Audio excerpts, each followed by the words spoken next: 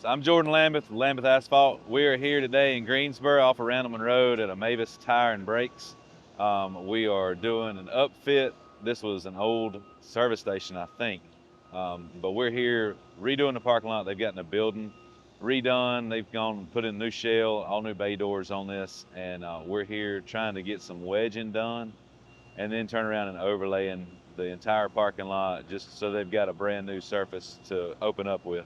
So this project had a couple of different challenges, nothing out of the norm, but we're dealing with an existing property. So the building pad was already set to grade. The sidewalks were already there. So we're having to deal with grades that are here. The customer also did not want to remove the entire lot. So dealing with existing grades, we're ending up having to get creative with the asphalt to try to make sure that water's running the way that it's supposed to and getting off of the property like it should. So putting in a little bit of new curb and different things around, we're having to pull some wedges with the paver just to make sure that we get that grade that's consistent across the lot like it's supposed to be to push that water.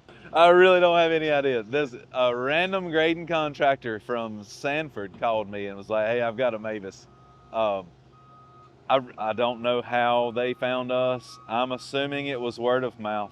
And I know that's like so stupid, but as far as we know, they found us word of mouth. This is the first job we've done with this contractor.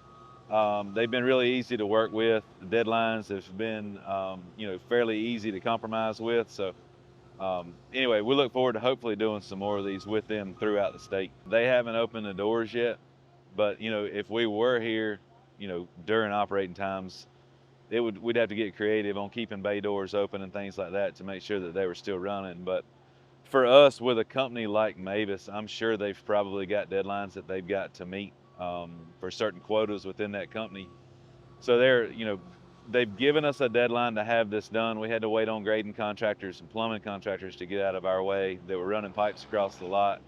So, just having to coordinate with different contractors on the projects is always, kind of a task in itself. But it's just something that, all of us paving contractors on new construction can do. We try to make it as easy as we can on the GCs that we're working with.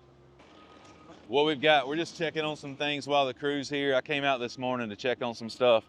We've got some really odd things going on with this parking lot with the way that grades are. What happened is the owners of this facility ended up buying this as basically a used building.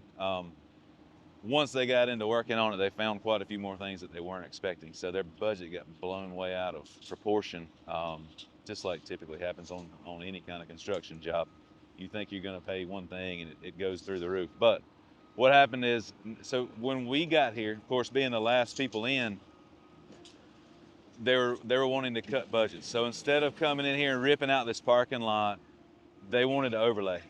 So we had some repairs that we had to make.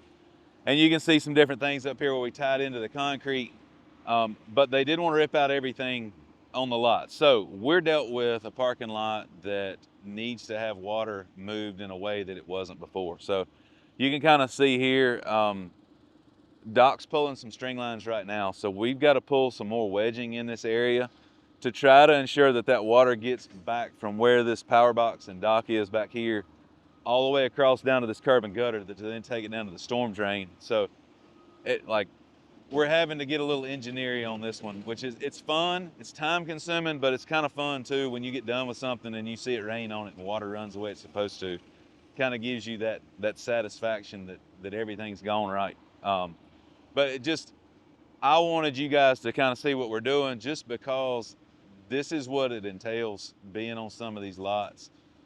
For a company to come out and truly pay attention to what's going on and shoot grades on it, know that we're getting water to where it needs to be, and then stand behind it. We all make mistakes. Every one of us in the industry, we're gonna have a mess up at some point because we're dealing with rocks and sand and machinery. This is not something that is just perfectly done, by GPSs and lasers on this type of stuff. There are things that are, but just kind of showing hey, we're all human. There's going to be mistakes, but the biggest thing is if we do make a mistake, we're going to come back here and fix it. just like any other reputable contractor that we've talked about that are in the area that are friends of ours.